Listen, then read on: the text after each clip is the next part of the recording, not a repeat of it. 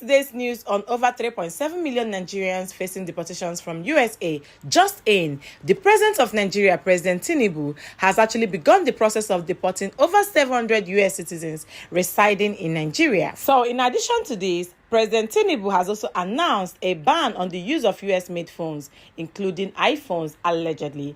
I'm going to show you guys how a lot of Nigerians have been seen reacting, but then it is safe to say that they are currently blaming BRICS. So according to them, the reasons why Nigerians is facing these mass deportations from the USA is because of BRICS. So in case if you're watching and you don't know what BRICS is all about, I got you covered. Meanwhile, let me show you guys this video and of course how a lot of Nigerians have been seen reacting about this trending news happening all over social medias. Watch these videos.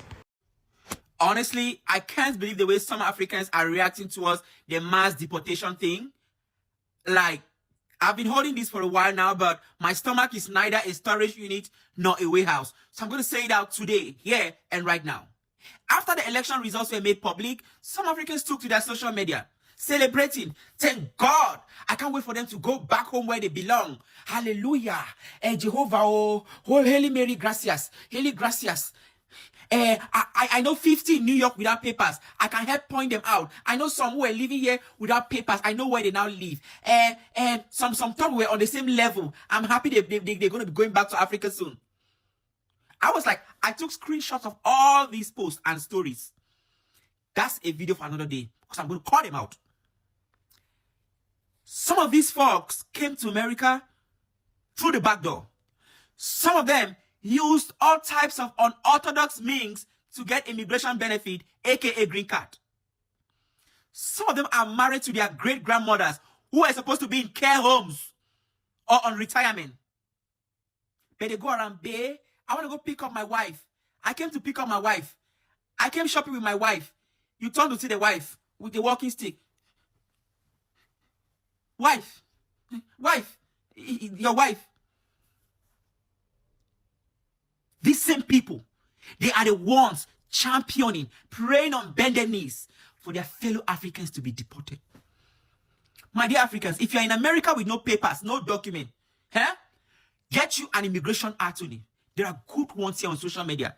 If you don't know where to start, you have time to go around and gossip, talk bad about your fellow Africans who came here. Some of them under persecution. Some of them escaped death to be here. You don't know how they got here. But you want them back. To go back where they will not be. They're going to be killed immediately. Be careful with these people. Be careful. Be wise with your... Make good choices. I'm telling you, I have experience living abroad for the past 6 years. I know them. I said America has the worst set of Africans. When I say worst, I'm talking about billboard worst. You know how they put worst on billboard? Big fat W, heavy O, mighty arrow, heavy gigantic S, and a big back T, worst in America. Man, I thought that this mass deportation thing was like just a rumor, just a joke. Now, for those of you who know me, I live out here in Houston, Texas. And like you can go down the main street, like FM 529. There's like these taco trucks up and down the street. The food is so freaking good, man. It's like I gotta eat there multiple times a week. I went down that street today. There is not one single taco stand open.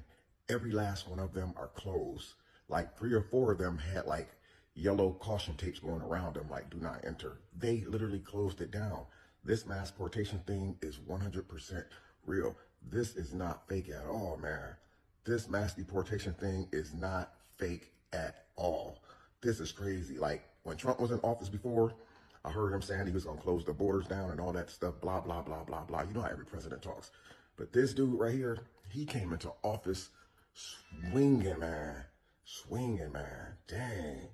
It's really, really happening, man. Like this dude came in changing some laws and putting some things into play that looks like that he is actually carrying this stuff out for real, man.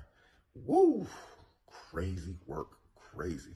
So the first time I heard about BRICS, that's BRICS, I didn't really understand. Then I went to the comment section and people kept saying things like the earlier Nigerians understand the meaning of BRICS and the reasons why they joined the BRICS, the better for them, because this is the reasons why we are facing and yet is more to come.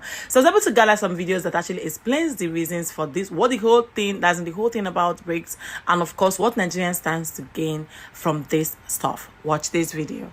BRICS is a group of 10 major emerging economies, including China, South Africa, Ethiopia, and Egypt. The announcement of Nigeria's inclusion as a partner country of the group followed the bloc's 16th summit in Kazan last year. Such a relationship is designed to pave a way for deeper collaborations with nations and push back against Western economic dominance. Nigeria's young population, abundant resources, and strategic location as a gateway to the continent were its major selling points to the bloc. It's going to open a lot of doors for us. It's going to boost our economy in whatever we do. I believe that strongly, because looking at the caliber of the country there, the China, the Russia, the Brazil, etc., I believe strongly that is a welcome development for us in this country. The partnership aligns with Nigeria's ambitious target of having a $1 trillion economy by 2030. Africa's most populous nation sees opportunities in oil exports, infrastructure development, and technology transfer as key growth areas within this collaboration. The 2025 budget also prioritizes development projects, with the government aiming to attract foreign investments and funding through this partnership. Nigeria needs a lot of infrastructural investment across a significant amount of sectors, whether it's oil and gas or logistics and supply chains, right? Even in tech, right? With a lot of the advances in artificial intelligence, machine learning, but also in terms of biotechnology that we're seeing, right, within the BRICS alliance. I think Nigeria stands a lot to gain in terms of attracting that expertise and pursuing a lot of those opportunities for cooperation. Experts say the partnership reflects Nigeria's desire to expand its global influence and diversify economic partnerships in a multipolar world. But they also urge caution. With such partnerships come responsibilities and standards. Responsibilities and standards that can truly benefit Nigeria if they are respected and properly implemented. We need to learn how to better allocate economic resources and regulatory and also having the right regulatory body language in order to encourage businesses, right, to thrive and grow in this market. With BRICS focusing on economic independence, Nigeria's growing role in the bloc positions it as a key player in shaping sustainable global policies.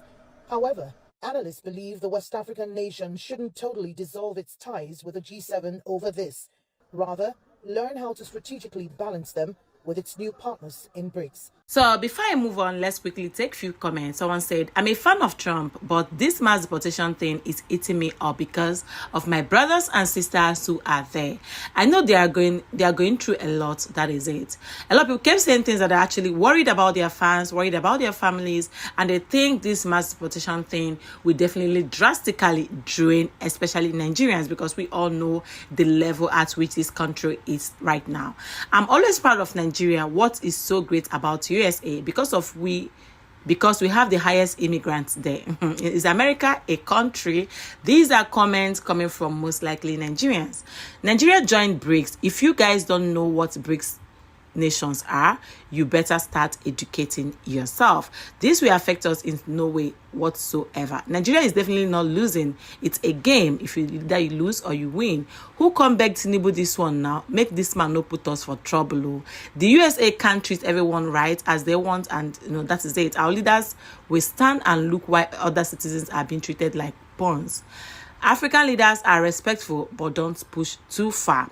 So these are comments mostly from the video, where the first post where Tinubu has actually shared that he would be deporting over 700 US just to pay back USA for what they've been doing to Nigerians. When people kept saying things like they don't think it's actually doable, some people actually think it's a fake news, but it is trending. I would like to know in the comments, do you think there's any way Tinubu can pay US back? Do you think USA has things to lose if they are being deported? Some people also kept saying things like that. We all know that we literally import everything. That if Tinubu does this, it is going to affect the economy of the country, because these foreigners in Nigeria are actually, you know, promoting and helping with the economic stability. But then even Nigerians too in diaspora, Nigerians too in USA, they are directly and indirectly, you know, helping to boost the economy, because some of these jobs, they can't do it alone. Like, there are some minute jobs that are mostly done by the black people.